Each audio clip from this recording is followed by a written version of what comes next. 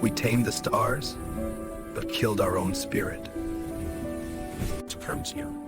In our one blind spot, descending into Unmapped Zone.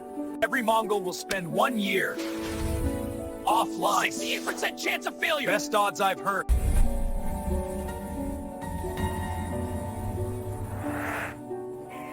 A tale from the 11th Millennium ***.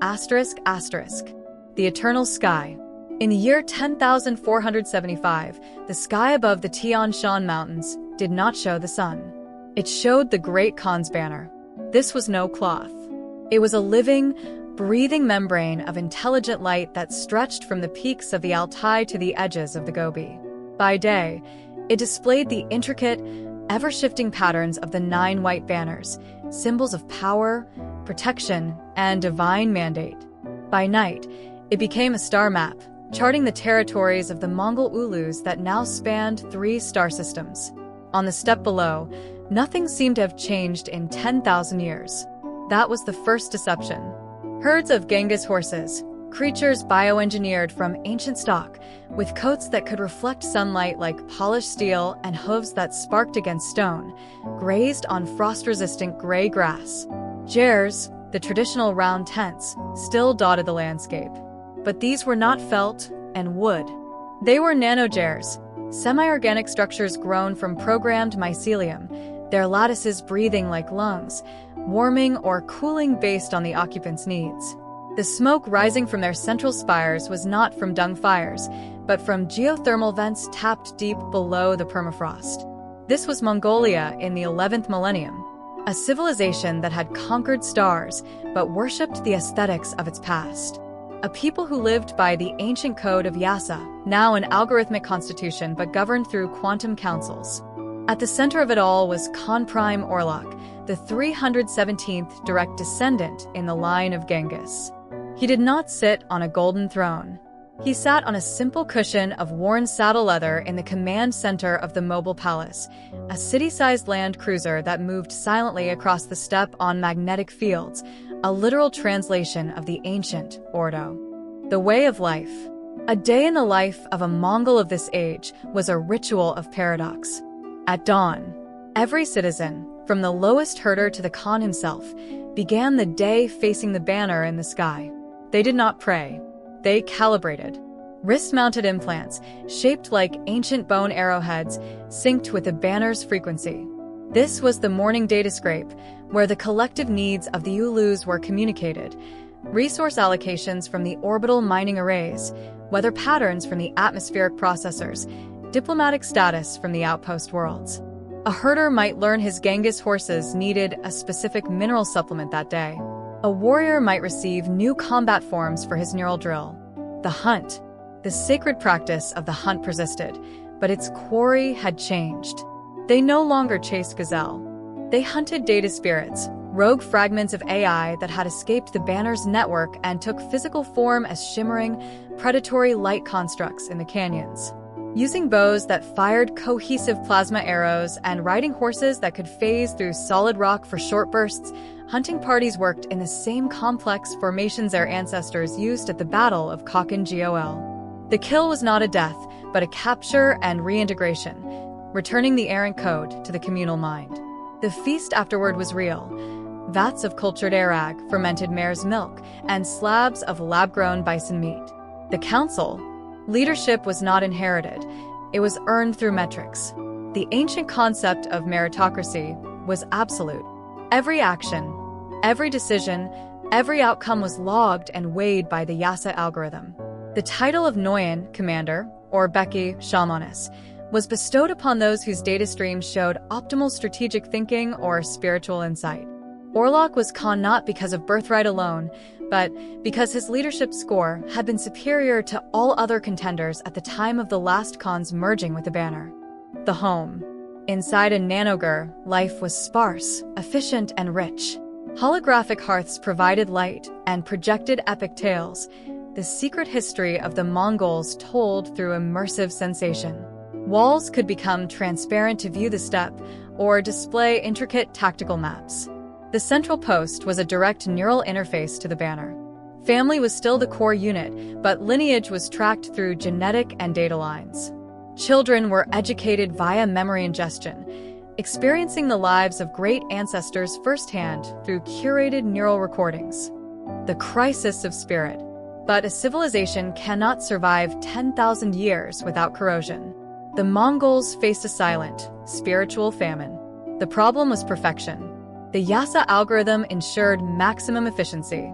The banner provided perfect communication. The bioengineered steppe provided perfect sustenance. There was no hardship, no true uncertainty, no empty horizon to yearn for. The very spirit that had driven them to conquer continents and then stars, the ashid fervor, the desperate, hungry need to strive and expand, was dying. Prime Orlok felt it in the data streams. Productivity metrics were flat. Artistic innovation had plateaued a millennium ago. The last great song composed was a variation on a theme 4,000 years old. The warriors were technically flawless, but fought without the fury that had made their forebears legends. "We have tamed everything," Orlok said to his chief Becky, Alton, a woman whose eyes held the cold light of quantum processors, including our own souls. "We have won the universe, and are dying of boredom." "The banner shows a disturbance," Alton replied, her voice like wind through data grass. "Not a threat, an anomaly." In the Unmapped Zone. The Unmapped Zone was the one place the banner did not cover. A deep, radioactive canyon system created in the atomic age, sealed by the ancients and forbidden by the Yasa. A place of pure, chaotic wilderness. "What kind of anomaly?" "Biological," she said. "Something is growing there. Something the ecosystem did not design. Something hungry." The Unmapped Zone. Orlok went himself, with a hand-picked Keshig guard of 10 warriors. They rode their phase horses to the edge of the canyon, a jagged scar a mile deep. The banner's light ended here like a sheer wall. Descending on anti-grav sleds, they entered a world forgotten by time. Here, twisted forests of irradiated metal trees grew. Strange, pulsating fungi glowed with sickly light.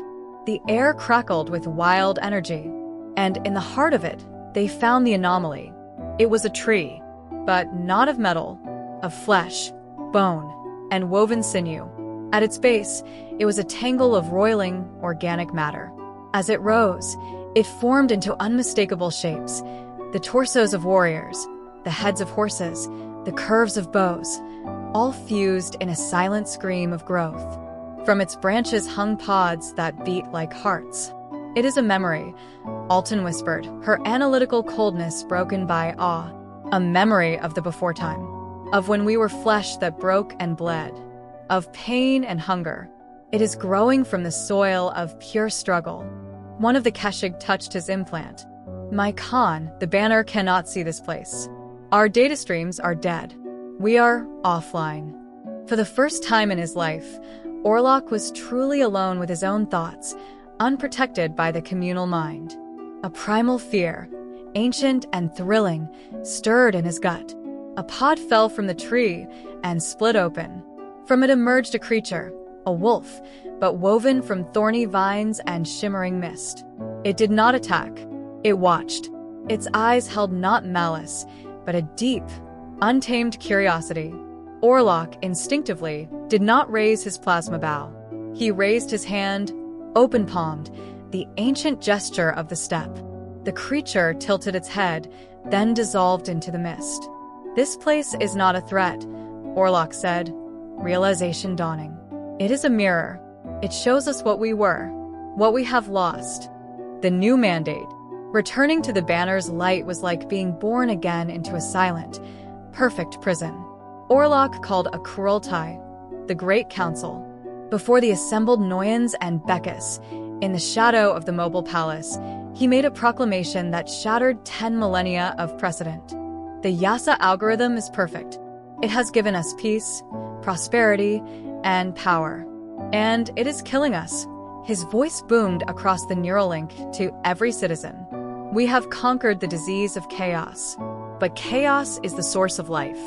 We have forgotten the taste of the wind that comes from nowhere, the decision made from the gut, the mistake that teaches more than 1,000 victories. He pointed to the Unmapped Zone, now displayed on every screen and hologram. There, in the blind spot of our perfection, our own past is growing wild. It is calling to us, not to destroy us, but to complete us. From this day, the Yasa algorithm will have a new variable. Every Mongol, upon reaching maturity, will spend 1 year in the Unmapped Zone. Offline. Without the banner. With only their wits, their brothers and sisters, and the wild memory of who we were. They will face the chaos we bred out of ourselves. They will learn to hunger again. The silence was absolute. It was heresy. It was insanity. It was the most Mongol idea anyone had heard in 5,000 years. Alton stood. The algorithm predicts a 68% chance of failure, a 22% chance of catastrophic psychological damage, a 10% chance of creating a stronger, more resilient human model. Orlok grinned, a wild, fierce expression that had not been seen on a Khan's face for centuries. Only 10%? Those are the best odds I've heard since we decided to ride into the stars. We did not build this civilization by playing it safe. We built it by riding into the storm. The first ride, the first cohort was 100 young men and women. They left their implants at the canyon's edge. The banner's comforting presence vanished. For many, it was the first true silence they had ever known. That year was not recorded in any data stream. It passed in stories told around real fires, fueled by broken branches from the flesh tree. They learned to hunt the data spirits without sensors, by the prickling of their skin. They fought the wild constructs not with pre-programmed forms, but with instinct. They got hurt. They failed. They felt fear, despair, and a wild, unbounded joy that no algorithm could simulate. When they emerged, they were different. Their eyes held the quiet certainty of those who have faced the void within. They brought back with them new art, songs with discordant notes, paintings with chaotic brushstrokes that somehow felt more true than perfect holograms. They brought back new strategies, born from unthinkable improvisation. And they brought back saplings. Small, pulsating offshoots of the great flesh tree. They planted them in guarded groves across the steppe. Groves of imperfection. Places where the banner's light was dimmed, where data was fuzzy, and where Mongols could go to remember what it was to be uncertain, to be human. The eternal sky, renewed. A century later, Khan Prime Orlok lay dying, his consciousness preparing to merge with the banner, to become part of the eternal sky. The sky itself had changed. The 9 white banners still flowed, but now, through their perfect patterns, swam shapes of wild, chaotic beauty, the silhouettes of the flesh trees, the dance of the data wolves, the faces of the first riders who had returned from the zone. The banner had assimilated the anomaly. It had not conquered chaos. It had made a pact with it. Alton, now ancient, held his hand. The algorithm has been rewritten. The variable of controlled chaos is now the core of our vitality metrics. The Ulus is expanding again, not for territory, but for new experiences, new unknowns. The songs are new. The people are hungry. You were right. Orlok looked up at his sky, a fusion of perfect order and beautiful wildness. We are not just Mongols of the future, he whispered, his voice fading. We are the bridge between the rider who first looked at a distant hill and wondered what was over it, and the god who can build a hill wherever he wishes. We must never let one destroy the other. His eyes closed. His data stream rose, a column of golden light, and merged with the banner. And across the vast, silent steppe of the 11th millennium, under an iron sky that now sang with a wild, ancient heart, the people lived on. They were herders of stars and riders of chaos. They had mastered the universe and had just begun the greater task to master themselves, forever balanced between the perfect algorithm and the wild, whispering wind of the unfenced world.